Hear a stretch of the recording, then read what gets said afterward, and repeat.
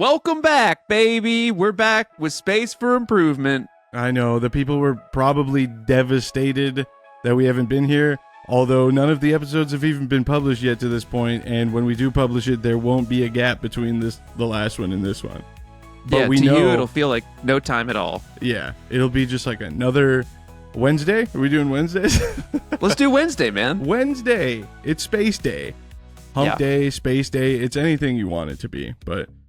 anything of note for the past couple of weeks, Joe, you want to tell the people about before we start diving in? I have been doing so great. Here's what I've been doing. I've been sweating it out in an industrial warehouse. I have been taking a bunch of prednisone because I got a CT scan and the left half of my face is apparently filled with snot that can't drain. Oh, okay. And so today we are rocking with 2 different drinks, and I want you to pick what we're doing. We've got the classic, we've got the Diet Dr. Pepper, but I also have this, which is some Asian language that I'm not going to try to guess, but it is some language, maybe Japanese? I don't know. I was going to say, I'll take that one. Japanese. Looks like Japanese to me. They can throw me under the bus if it's not. And I believe it's peach-flavored Coke. They've got all these interesting flavors, and I think I might roll the dice on that one today. Dude, I think you should. Oh, and I got like 2 hours of sleep. Tastes like. Oh, 2 hours? Wow. Dude, we're doing great today. Dude, that's so I just went on a 3,500 mile road trip. Lost a rocket again. That seems to be my specialty lately. But the classic. You ever like before you go somewhere, like the night before, you just can't sleep? Yeah. Dude, it was a bad one for me. So I slept 3 hours and then drove from the Los Angeles area to Tucumcari, New Mexico, which is about a 14.5 hour drive. So that's a ripper. Dude, I slept great that night, though, let me tell you. Knocked out. I totally identify with that. Like the night before a big transition, if it's a big traveling trip or if it's a big launch or if it's any type of big event the night before, I need like 300 milligrams of melatonin, you know? I was going to say, it's probably something stupid like anxiety. We don't need to worry about that. Yeah. Let's move on. Let's not talk about it, you know? Well, we should say, welcome back to Space for Improvement. This is a podcast about space and, well, pretty much anything else we want to talk about. It's hosted by me. I'm Braden Carlson. And it's also hosted by me. I'm Joe Barnard. Knocked out of the park. I think that's the intro. We're pros, dude. What are we on, episode 4? Yeah, 4 episodes and we finally have an intro. That's phenomenal.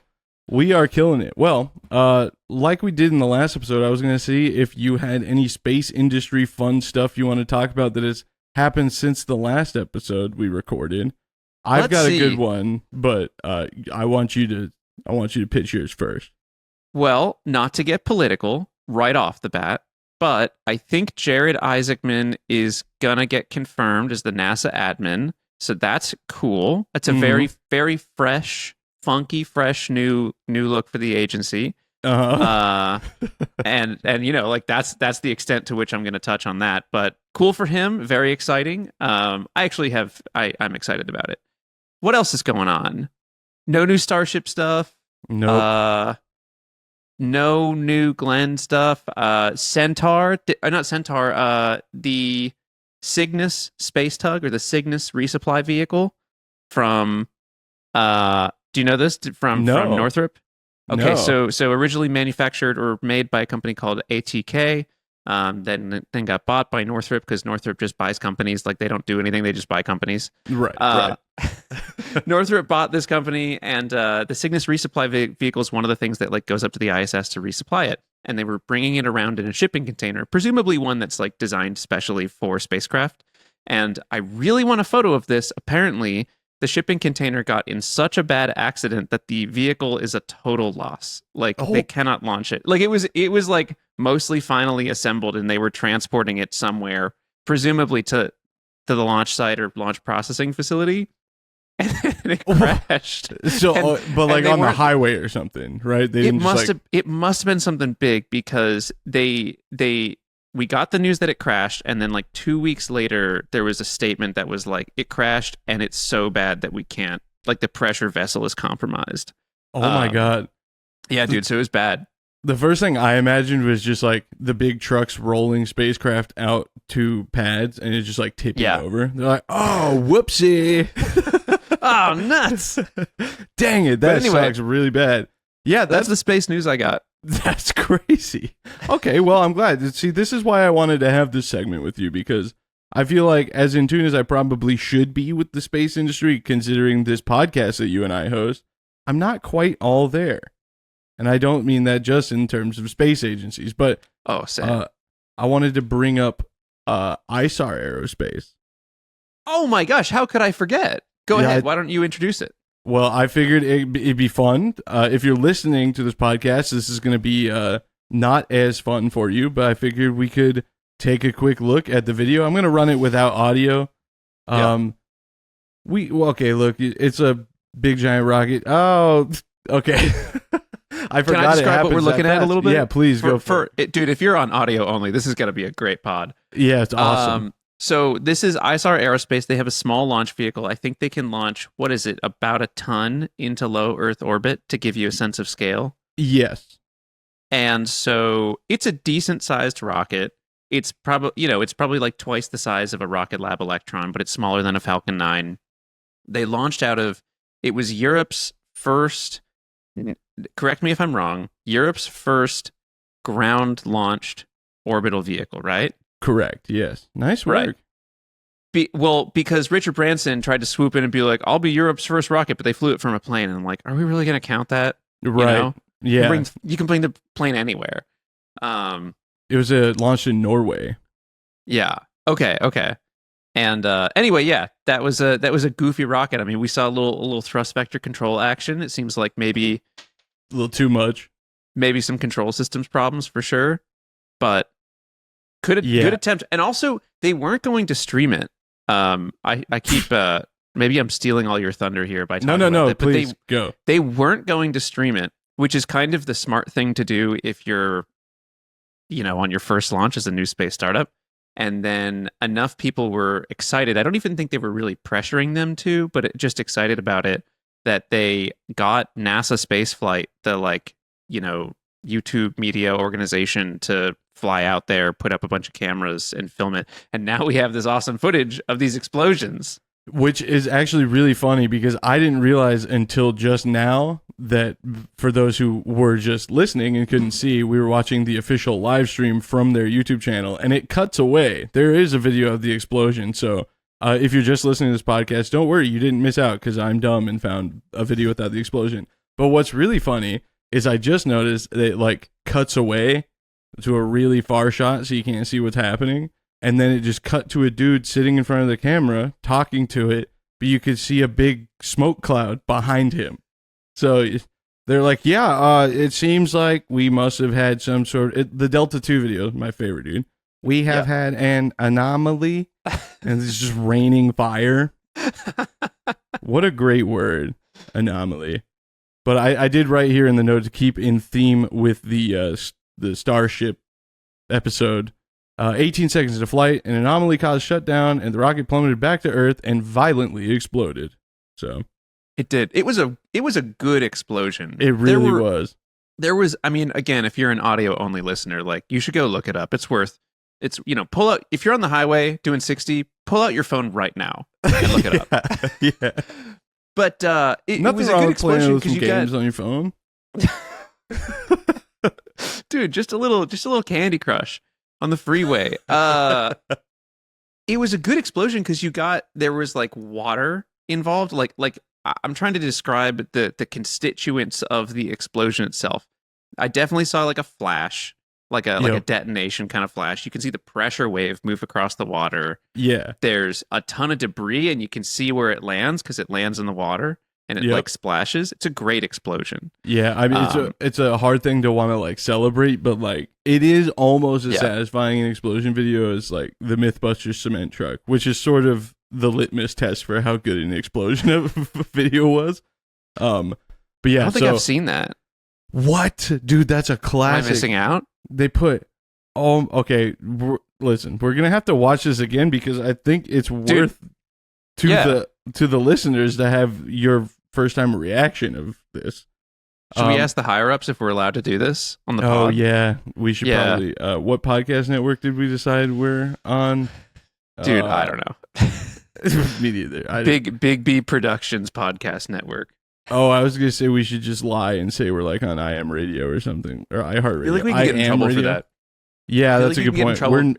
If I go around and I'm like, yeah, I'm the representative for Target, you know? I speak for Walmart and I make a fake Walmart. Like, I think I can get in trouble for that.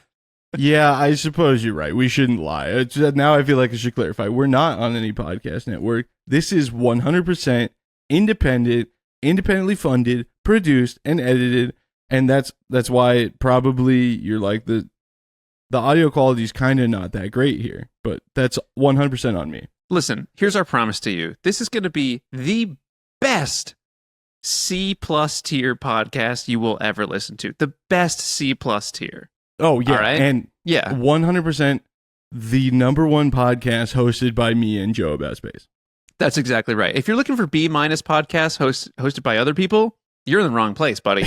Just start throwing shade. You can go listen to and say a bunch of podcasts.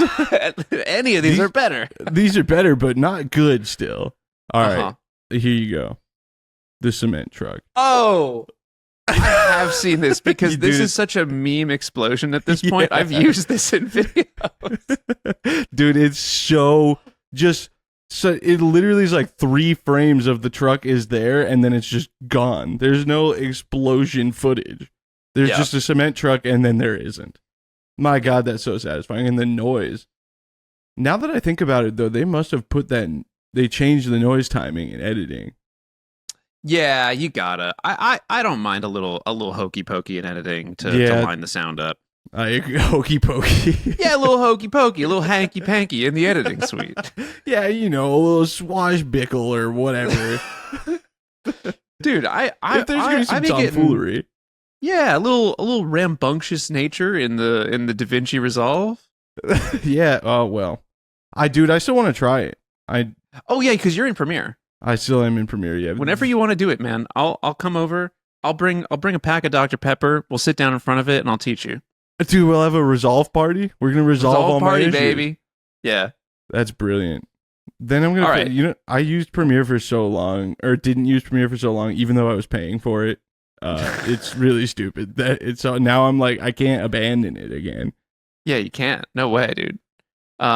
We should talk about some space and perhaps improvement.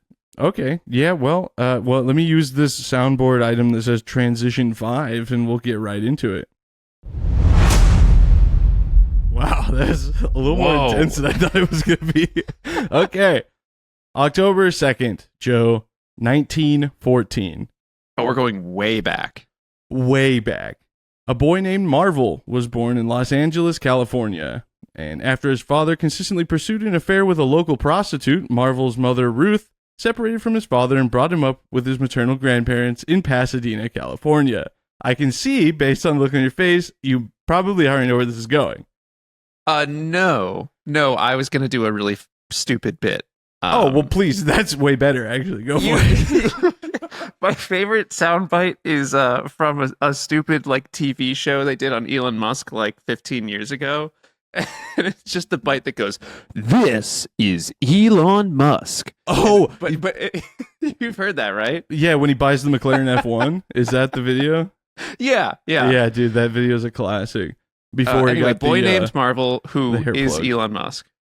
Right, yeah. Actually, his dad's name was also Marvel, which is a fun one. But obviously the dad thing didn't work out. So this is the story of a man who would become elemental in American aviation and space flight, even though it doesn't sound like much now. If the name doesn't sound familiar so far, that's because his mother opted to change his name after divorcing the father, which sort of makes sense, right? Because they have the same name. Moving forward, he was known as John, or, as you may know him, Joe, Jack Whiteside Parsons. Whoa! Yeah! Oh, man. I don't have my soundboard hooked up correctly. Do you have any air horns? Yeah, let me see what I got. Let me see what I can do situated here. Dude, the air horn would be great, actually. I think we're just going to have to go with the That's kind of as good as it's gonna get. I'll get the air horn on there. We'll work on that. Dude, I'm so excited. Braden, you told me, you texted it really earlier and you were like, this is going to be a good one. Dude, I think it is going to be a good one. And actually, shout out, this was our first suggested episode topic. It was suggested by let me look at my phone here. Joe B. in Los Angeles, Joe California. B. Huh. That's interesting. Sounds like What's his cool social guy. security? Did he submit that? Did he put his credit card in there? Dude, what's really funny is the podcast host that I use for my other podcast, the Anti-Gravity Group podcast. Shout out. Free plugs.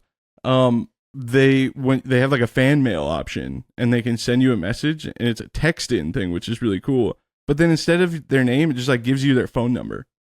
So I'm just like, for real? Yeah. And now I don't remember if it's the whole phone number or not. But I'm like, that's crazy to not just ask for a name, right? Like, and this person from Texas, and their phone number is. It'd be so funny though if like somebody's just like talking shit about your podcast. You're like, oh, this guy whose phone number is this. I'm gonna call you about this. Yeah. Yeah. Okay. Dude, well, it's gonna be worse than getting doxxed. I'm gonna personally call you. Yeah. That actually, we're going to keep detouring. That happened. I used to make signs, vinyl signs, and I had my phone number on the back of my car so people could call me. And then Do you ever see people put Instagram handles in the back of their car? Yeah. That's my favorite thing. Yeah, dude, it happens a lot in the car scene. But one time I cut somebody off. They didn't like that, so they called me. And then after I started getting a little bit of YouTube clout, I forgot that I had posted a picture of my car on Instagram where you could see it. So after my first video got some sort of viral tendencies, people started calling me. I was like, well, this is a huge problem. So, so funny. Anyway, before we go in too deep, Joe, I was curious what you know about our friend Jack Parsons, and if you wanted to throw out what you've got so far, because I'm curious. You put in our little document how like psychotic he is or was, and I'm curious how much you know. So Jack Parsons, I'll toss a couple little things out there, a couple little smorgasbords of information. You know, as they say. Yeah, they say that, right? A couple cornucopias, if you will. Yeah, and I've always said that. So Jack Parsons was one of the, I believe, one of the founding members of the Jet Propulsion Laboratory. In the 40s, question mark? Was it the late 30s, 40s? Honestly, I wrote this a while ago now, so I don't know for sure. But I'll probably have it in there. 40s, 50s. I mean, it wasn't the 60s and it wasn't the 20s. I'll tell you that much. Right. Yeah, exactly. Somewhere in there. So he was one of the founding members, and Jack's claim to fame was, and also the reason he died is he was kind of like he was a little bit, let's put it this way. You could call him addicted to the flame. I have a friend who used to work for an aerospace company, a rocket company, and she left, you know, not so stoked about it. And she was like, yeah, everyone there was just addicted to the flame. And I took like a lot of personal offense to it because I was like, oh, pardon me. Shit, I'm a little addicted to the flame. But That's Jack me, Parsons was a little less about the math and a little more about the blowing shit up, which more power to you. Yeah. Eventually leads except to the moon. Toward the end of your life. Yeah. As we discovered in the last episode. But yeah, we'll get there. And then he's got some non-rocket things, which I assume you're going to get into here. Oh, yeah. Yeah, there's some very good non-rocket things in here, which is, of course, what this podcast is all about. Jack largely spent his childhood in solitude and grew fond of science fiction. He saw rockets in an edition of a magazine called Amazing Stories and immediately became interested in rocketry and propulsion. So he wasted no time. Like you said, addicted to the flame. And at that formative age of 12, where we all start finding it really fun to play with fire. Did you say 12? 12. I might have. 12. At age of 12, or depending on your sources, maybe 14 is also an option. 14 was a great age. Dude, 14 was formative. Jack and his classmate, Edward Foreman, started experimenting with rocketry. They made their vehicles from gunpowder, aluminum foil, cherry bombs, and glue. Which... classic. I think is what you're using for your space motors, right? Yeah, that's what they put in the shuttle SRBs, right? Yeah. The cherry bombs especially. It makes a really good I don't know, there's like a nice crackle to it if you just pull the whole thing in a blender and pour out what you get. Yeah, make sure you blend it on high too. I feel comfortable saying that because there's no way you can get cherry bombs anymore. Yeah. Believe me, I've tried. Anyway, this is probably relatable to a lot of people in the science, aviation, rocketry world. A lot of us did a bit of questionable experimentation in our teenage years. I burned my friend's eyebrows off once when I was about 10. So there's that. I'll tell you what, I got into rocketry like decently late in life. Like I didn't start really cooking on the rocket stuff until I was like 22. Oh, dang. Okay. And so I did plenty of dumb stuff as a teenager, but I avoided mixing the rockets and the dumb stuff. And like I still did some dumb stuff in my 20s. You're not a real full adult in your 20s necessarily, but yeah, no, I actually can't identify with that as much. Wow. Okay. Well, I did plenty of it, so I think I've got you covered. And also, thank you for framing that the way you did, because I'm still 29, so that means I've got a few more months to be reckless. Yeah, the young age of 29. Yeah, so ripe. I'm feeling it. Anyway, and I'm an ancient 31. Whoa. Dude, what are you going to do with all that? AARP is like banging down my door right now. You're deteriorating, man. That's disgusting. This is probably where Jack Parsons departs from the rest of the rocketry world. At around the same age, he began performing incantations to invoke the devil before he'd go to sleep each night. You weren't doing that at Dorteen? No. I read into it when I was 12, but I was too scared to give it an actual chance. Once I turned 20, it was pretty much over. Yeah. Dude, 21 and drinking just became 21. Can you do something for me? All right. We got to move on, man. This is a mess of an episode. Oh, dude, it's going to be great. Anyway, in an effort to correct Jack's interesting behavior, his mother sent him to the Brown Military Academy for Boys in San Diego, where he was kicked out for blowing up the toilets. Had they invented Taco Bell by that time?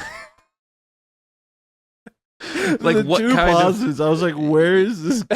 So many options in my head, and I was trying to like have an answer ready, and that is not where I saw that going. But no, well, yeah, dude. If I say I blew up a toilet, I'm not talking about the solid propellant. You know what I mean? No cherry bombs, because we can't get them anymore. It's obviously gonna be a gordita or Crunchwrap Supreme. There we go. Yeah, any one of those, dude. Cheesy bean and rice. Great value for money. This episode is brought to you by Taco Bell.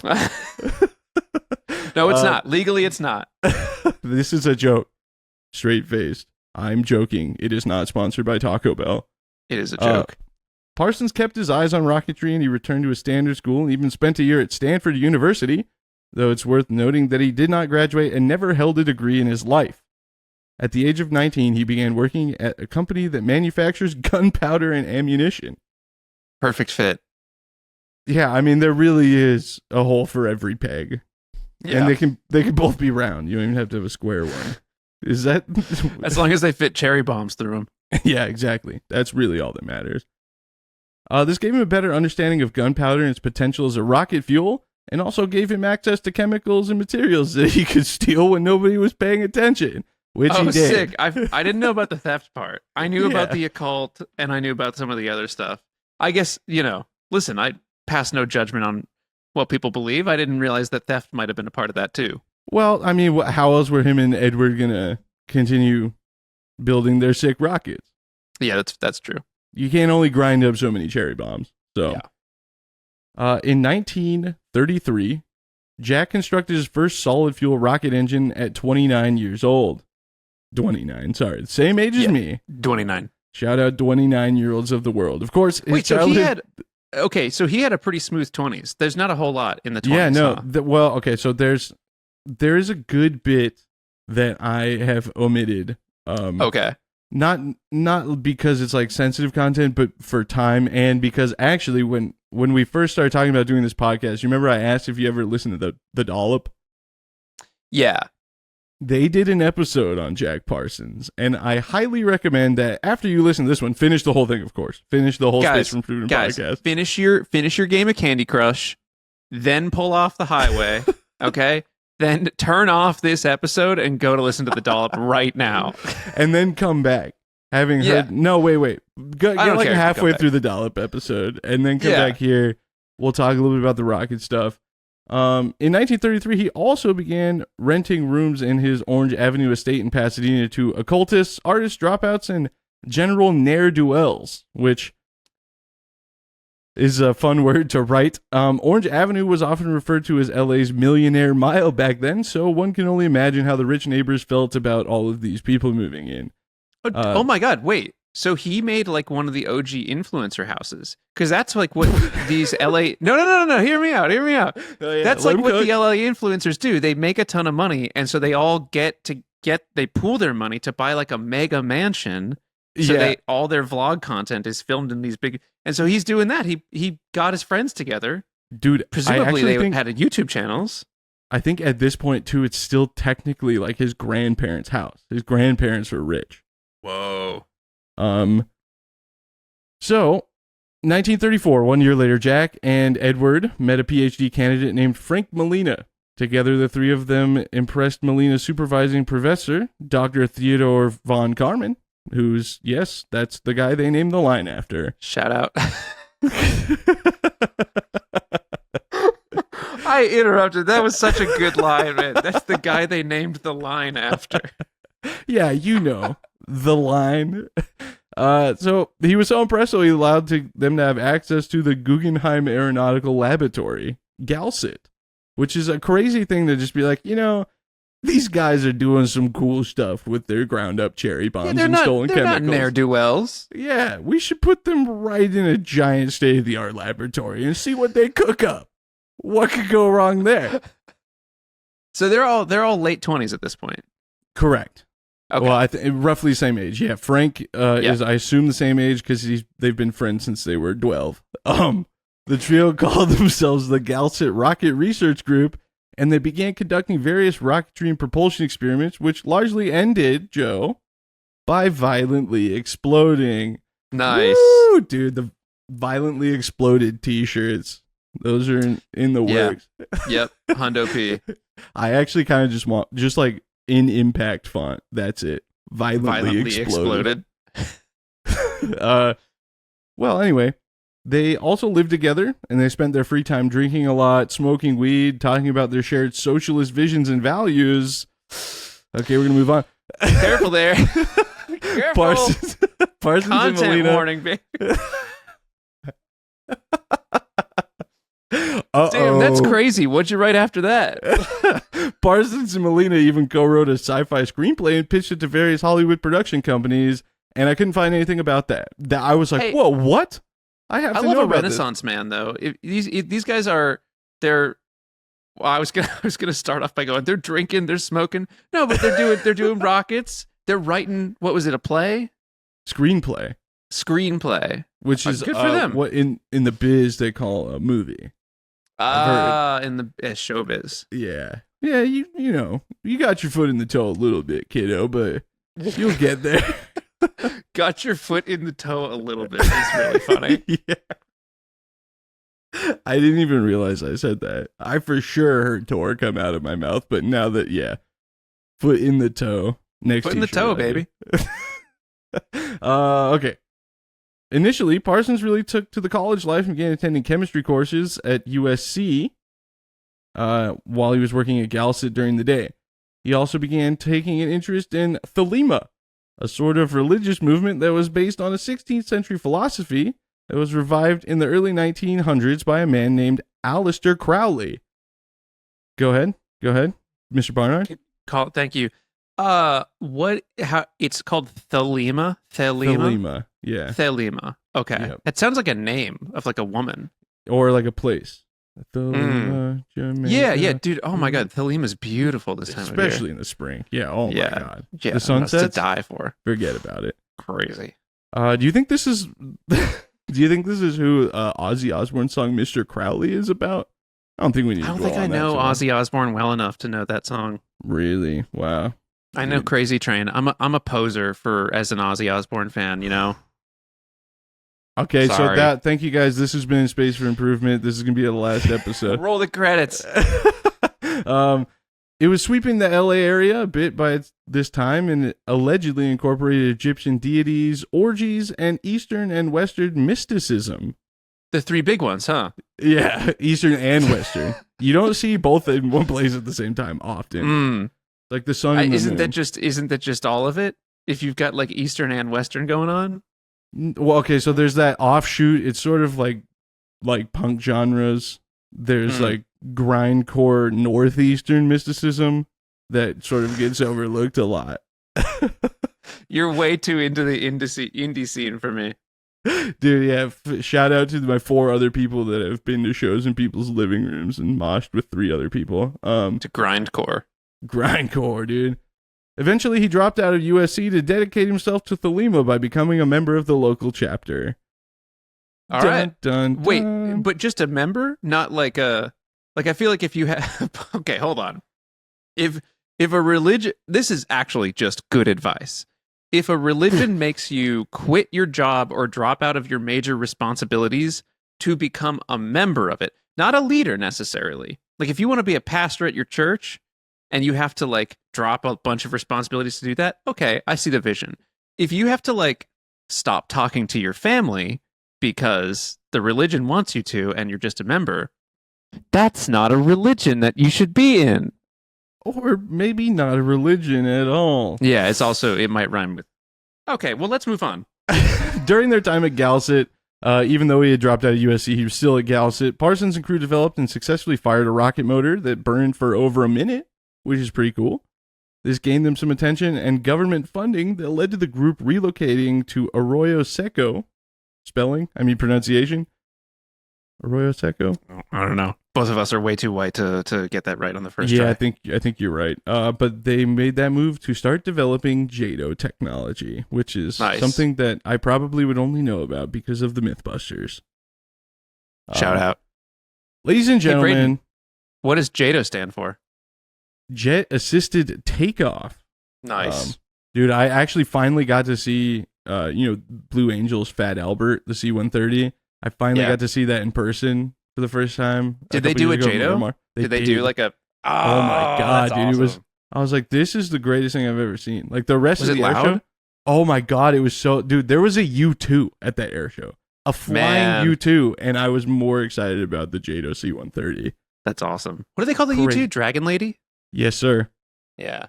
Dude, I'm going to detour again into the aviation things. We walked back a second dude, here. it's our podcast. You can stop listening if you want. Northrop, dude. Pegasus, speaking of them just buying companies. I want another Pegasus flight. If anybody from Orbital's listening, if you could just put one of those up again real quick. Do us a solid. Because their launch plane is the last flying L-1011 TriStar.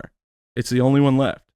And last year, it was at an air show in Long Beach, and they had it parked on the tarmac and would just let you walk through it. And I was out of the state, and I was really upset about it. Oof. Wait, could you go inside the plane? Yes. They were giving tours. Did you see, like, the control center? Yeah. Oh! Dude, I know! Oh! If anybody from Orbital's listening and wants to give us a Space for Improvement tour, let's record an episode inside the TriStar. Yeah. While they launch. Oh, okay. Yeah. All right. Anyway. Yeah. Joe, the gentleman creating JADO technology at Arroyo Seco, became known as the Jet Propulsion Laboratory, or NASA's JPL. Let's go. Well, it wasn't initially NASA, right? Oh, correct. Yeah, you're right. Sorry. Hold on. I got to fix for this. Okay, this is what I get. I'm sorry. I should have said NASA JPL first. You know, it makes it like twice as funny that it takes about 5 seconds for us to find the sound we want. It's like, all right, just hold on to your horses for about 5 seconds here. It's extremely funny when the one I'm looking for is the cricket sound effect, because then there's another 5 seconds of nothing that's supposed to be, I don't need to explain the humor. Yeah.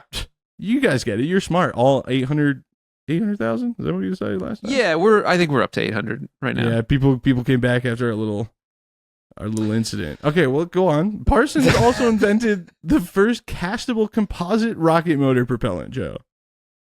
That's pretty cool. Wait, so they were doing mostly liquids, right? I believe... Wait, no, because the JATOs were were they hypergoals? I'm a little lost. I think they were like they were doing like presumably like zinc sulfur stuff. Okay, RRS moment. Yeah, I think the word castable is the qualifying thing in that sentence. Mm-hmm. Okay. So presumably it was, I don't know, was it AP back then? So, for our listeners who are all experts and undoubtedly know all of this off the top of their head, so the difference between a zinc sulfur rocket, so a zinc sulfur is an end burner, right? Or is it a core burner? Yeah, I guess technically, yeah, because they pound them like fireworks, like missile. Yeah, and whistle mix. A zinc sulfur rocket gets packed. It gets like it gets tamped down in there, and it's sort of more of like they're not great. They're not great rockets. Tamped is a have you ever seen one get made? Don't they really get in there? Sledgehammer. Yeah, and like steel. And I was like, I was standing very close to somebody making one once, and I was like, I'm gonna go over here actually. Yeah, I'm gonna not be here. And so this differs from the castable stuff that you're mentioning. I think they may have used like some type of tar for the early ones. Right. Because the tar, like now we have these fancy polymers and P-band and HTPB and whatever. But yeah, so instead of packing it, instead of tamping it down or whatever, ideally you can either pour it or it sort of molds into a shape and then it holds the shape. Correct. Without you having to like slam it.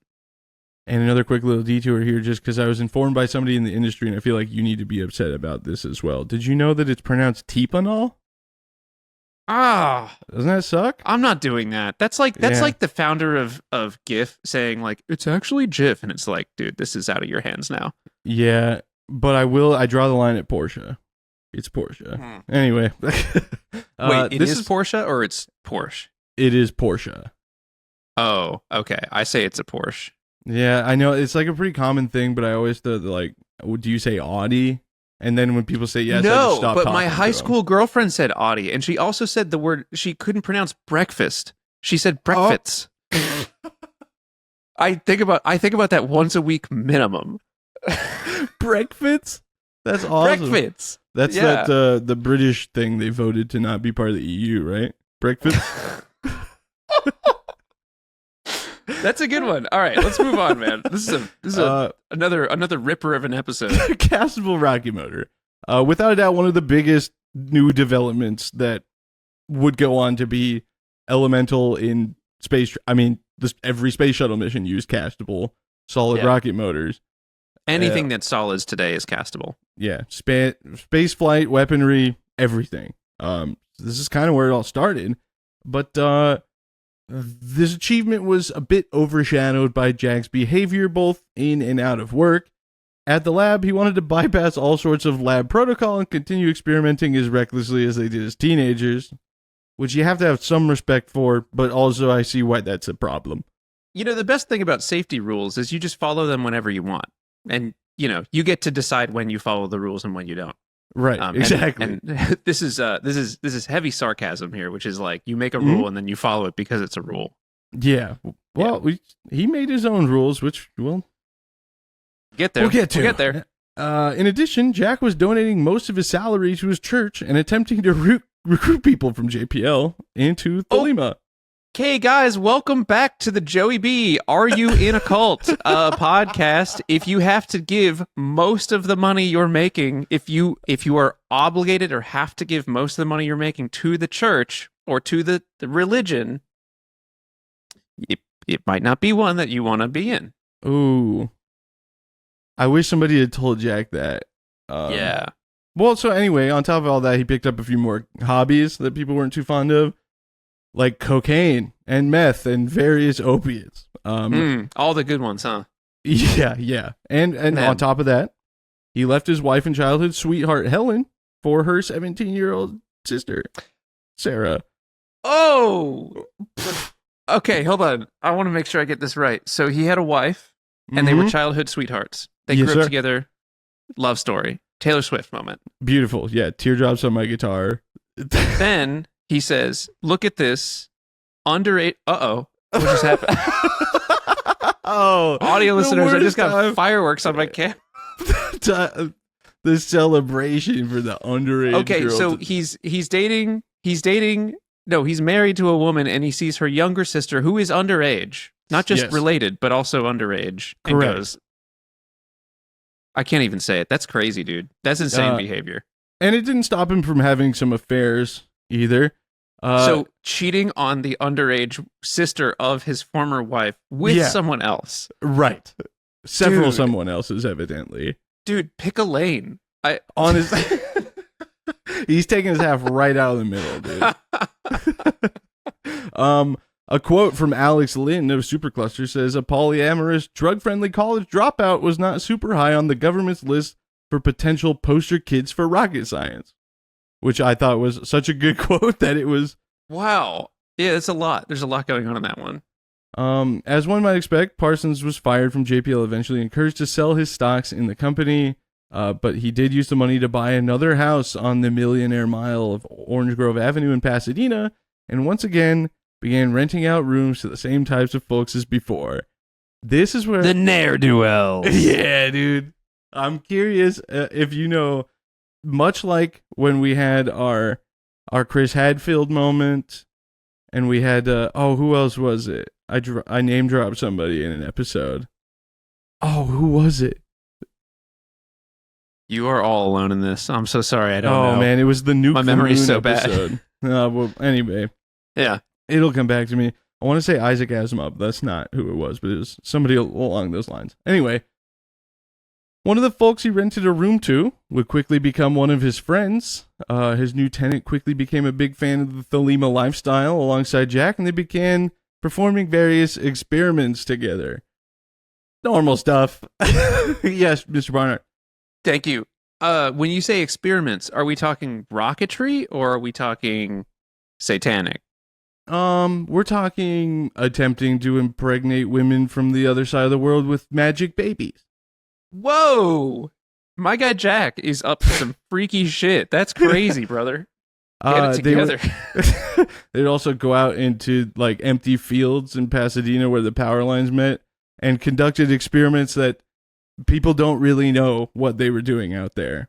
All right. Well, in their defense, which I will not defend most of the stuff they did, but when you stand under power lines and you hear that little crackling noise, you're like, dude, I could probably summon some shit right here. I Yeah, could probably, that's honestly, I didn't think about it that way. Yeah, something from the other side is definitely coming through under these power lines. They also interfere with RDF receivers when you're trying to find a rocket, which is my least favorite part. But it does feel Good to know. empowering to hear that. And you're like, you know what? This is a sign. I'm going to find this today. Yeah. They also did some other stuff that involved the use of their gentlemen's sausages, we'll say. This is where I advise you go listen to the Dollop episode after you listen to this one if you want some grotesque details, because frankly, it's crass, it's blue, it's tough. Braden, gentleman sausages is crazy. That's so... The t-shirt. I stole that from Jeremy Clarkson. Top Gear. Okay, yeah, Shout out. all right. That tenant and new best friend of his was none other than naval officer and science fiction writer L. Ron Hubbard. Okay, we need to do... So I have been preaching a lot about religions. L. Ron Hubbard, if I remember correctly, did Scientology, right? Yes, he created Scientology. So when I went to Berkeley in Boston, the Church of Scientology had this big facility with like a glass globe in it. And they had a bunch of stuff. It's L. Ron Hubbard and then it's Mary something. Yep. Who's the Mary person? I don't know, honestly. I didn't think we needed the best C+ Scientology podcast. deep dive on this podcast. Anyway, dude, that's crazy. That part had slipped my memory that L. Ron Hubbard was in there. Yeah. Have you seen the one they have in Hollywood? The Scientology Celebrity Center. No, I don't think so. It's massive, and there's like a bunch of ads for Scientology on buildings on Sunset. We should talk about this a lot and deliver strong opinions about it. Yeah. Anyway, eventually, Hubbard ran off with Sarah, allegedly, Jack's ex-lover and ex-ex-lover's sister, and $10,000 of Jack's life savings. Which adjusted for inflation. I didn't calculate it. I should have. Wait. Let's just do it. I'll do it right now. What year was it? Yeah, do it on the fly. I think we're in... Oh, God. Where was it? Probably like 1948? Yeah, something like that. Yeah, we'll go with 48. $133,000 which in 2025. Why that was allegedly able to buy 3 yachts and lay some foundation work for 3 yachts? Hold on. Yeah. Pause. I don't buy a whole lot of yachts. Certainly a normal amount, but not a ton. They might have been pieces. $130,000 is not going to get you any respectable single yacht, let alone multiple. Yeah, I don't. Maybe it's just one of those things that's just gotten more expensive over time as well. Like Rolexes, like college tuition. Yeah. Two very different approaches to that equation. Yeah, life's tough now. It's hard to buy a yacht, hard to go to college. Well, I wrote this next line that is, I'm potentially putting a target on my back here. In a roundabout way, Joe, without space travel, we wouldn't have Scientology. And I have no further comments on that. Wow. Well, here's what I'll say. I'll only say this one thing. It's my only one rule. Space travel gets politicized a lot because everything is political, but we don't always get religion mixed in there too. And so it's always a nice little treat when when another very divisive topic shows up as a part of spaceflight. So it's so refreshing. This is a win. Yeah. Beautiful. Spaceflight, even in itself, is already a little divisive. And then you make it political, and now we got Scientology in here. So we're cooking. Yeah. But unfortunately, as glorious as that moment is, that's about the end of our discussion with Scientology on this episode. So sorry, everybody. I know you were really looking for sorry, guys. Our heated input. After all this, Parsons refocused on his life's work across various fields. He wrote an autobiography, which is crazy, by the way. He wrote it third person as if he was talking to himself, which is... Jack did? Yeah, he's like, by the time you were 12, you were interested in science fiction. Like, that type of... How much you want to bet he was, pretty methed up I doing think this? Probably. There's some great quotes from that book in the Dollop episode as well. A personal essay condemning authoritarianism. Authoritarianism. Yeah. Yes. Well, I learned this word when I was 12. How do I not know how to pronounce it? The commitment to the bit, man. Authoritarianism, I guess. Corruption, anti-sexualism, and censorship, which is a pretty crazy progressive thing to have written back then. Man. But it was never published, so one could say that it was censored, I guess. Dude, he'd probably have the best Instagram post today. We should go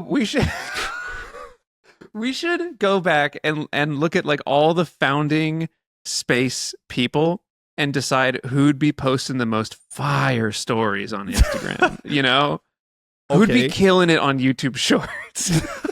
While we're at it, I think we should use his book and maybe this essay, if we can find it, to train AI, and then use the Jack Parsons developed AI to make to have a Jack Parsons Instagram account. Yeah, and to post on X, the Everything website app. The whatever. Everything app. Yeah, X, the Everything app. It's okay. Jack was offered a job to work with an Israeli rocket company writing technical documents, and he asked a former coworker, from JPL, for a portfolio of technical documents to take with him overseas. Yeah, Joe? Hey, that seems like intellectual property theft, right? Well, beyond that, taking it, the whole ITAR. Overseas is also not great. Well, so ITAR I guess export control has always been around since countries have been around. Is like Right. how do we export things? But, huh? Pre-ITAR. Well, anyway, the Yeah. co-worker reported him for espionage, and it led to a formal FBI investigation of Jack. And while they didn't find him guilty of espionage, this made sure he was banned from ever working on classified projects ever again because he was formally investigated by the FBI. So any hope of ever working on U.S. rocketry and propulsion went out the window with one fell swoop. We should do a separate episode on another person who was part of the founding members, plural, of JPL. And I can't remember how to pronounce his name. I'm going to try. I think it's Chen Su-sen, maybe? Yeah. Because he was one of the founding members, and he, during the Red Scare, like communism scare in America, they were like, he was doing Blacklisting. they were doing like decent work at JPL, and then he got kicked out of the country because the US government was like, you are a communist, so you're bad, and we don't want you here. And he went to China. Do you know the second part of the story? No. He is like one of the most instrumental rocket scientist people who helped them develop the Dongfang missile program. Wow. Like, dude, it like, we got Von Braun. Kind of. Yeah, we got Von Braun, kind of. Yeah. Anyway, very, very interesting stuff. Yeah. Okay. Yeah. We'll put that on the list. Don't forget to write it in the document. Fact check some of that stuff. Oh yeah. Good call. Yeah. This is you don't have sources for those sure. claims.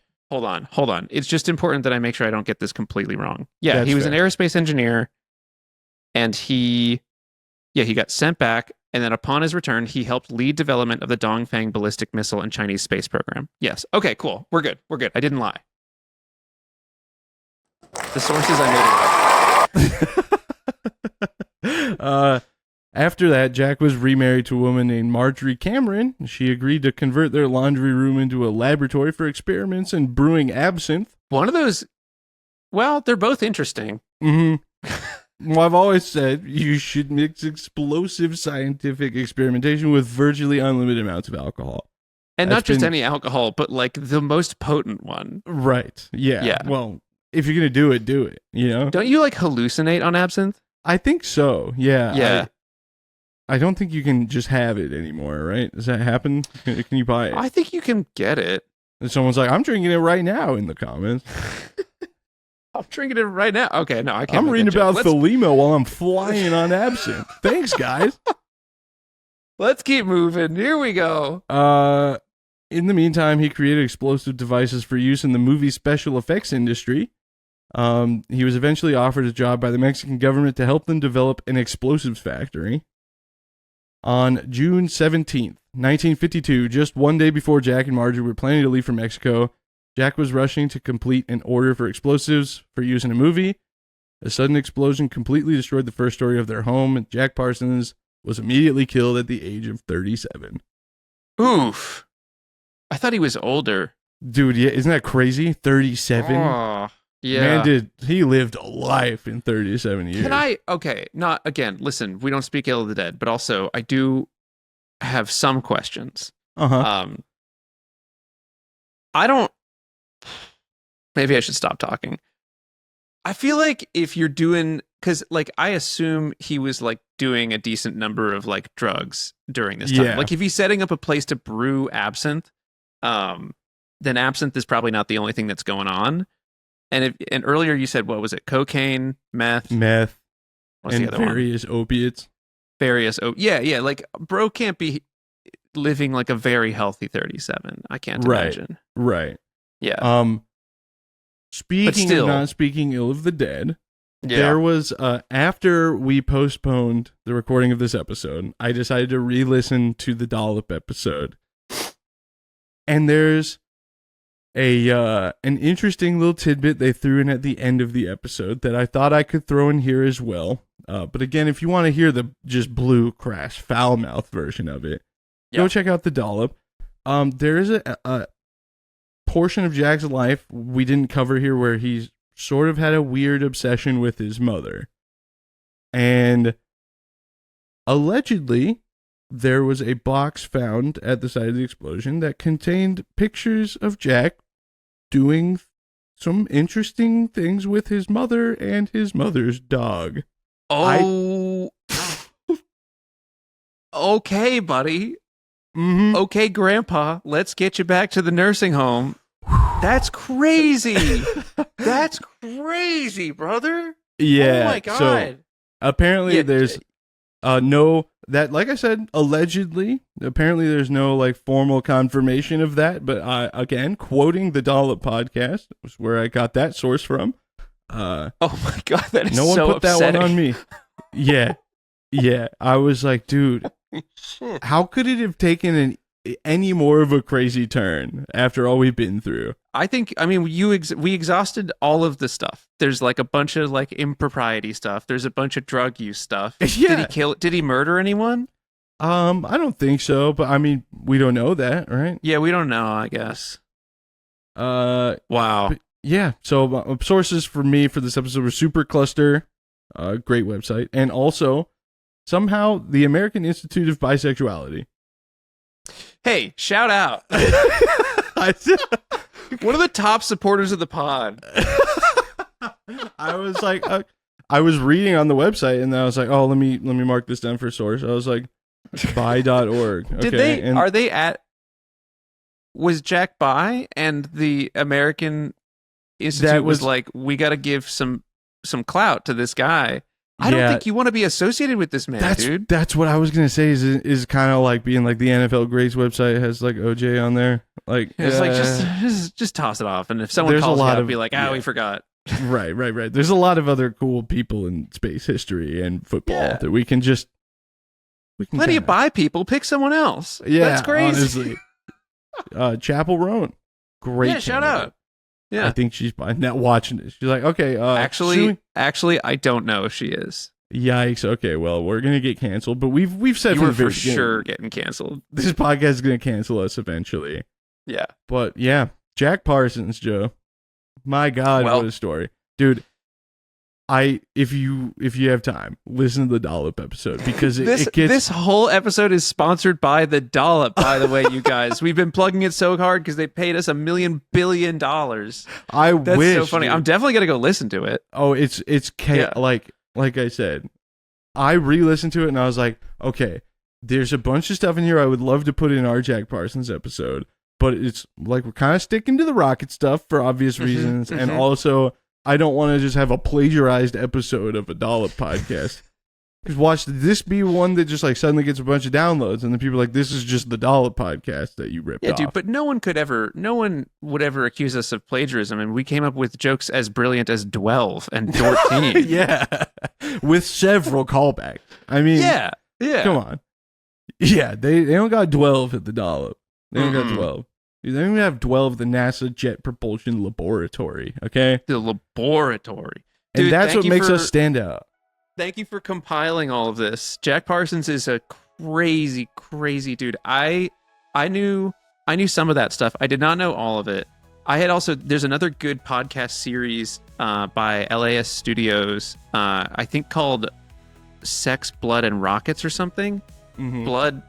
Blood, Sweat, and Rockets. Maybe I added the sex in there. Hold on. Blood and Rockets. Well, you might as well. Hold on. Yeah, it's called Blood, Sweat, and Rockets, The Suicide Squad. It's by LAS Studios. It's like probably 12 episodes, something like that. Yep. Came out like 2 years ago. And they cover more than Jack Parsons. They cover Frank Molina, Chen Su-sen, couple other people that I can't remember now. But less important people, obviously. Yeah. Well, anyway, this has been another riveting episode of Space for Improvement. And if you're still here, thank you. Thank you. I'm sorry. Plug it up, Joe. All right, guys. Subscribe to my YouTube. I'm bps.space on youtube.com. I'm at Joe Barnard. I'm at Joe Barnard on X, the Everything app. Braden, where can they find you? You can find me on YouTube as well at Rocket Vlogs and on Instagram at BigB1011. I was plugging my TikTok because I was like, oh, I got 10,000 followers. I was so close. But now, like, I don't even open the app. Like, it was all the chase. I don't care that I got 10,000. There's nothing I'm doing to improve. Dude, you're just in that. it for the love of the game. Yeah, yeah. Wow. Yeah, the chase will keep you hungry, man. It really Nice. will. Well, thank you anyway, guys for joining. Yeah, this has been Space for Improvement. Thank you guys for being here. We need to come up with an outro, I guess. Hey, we hope your space has been improved. We'll see you all next time. Bye. But we can't just fall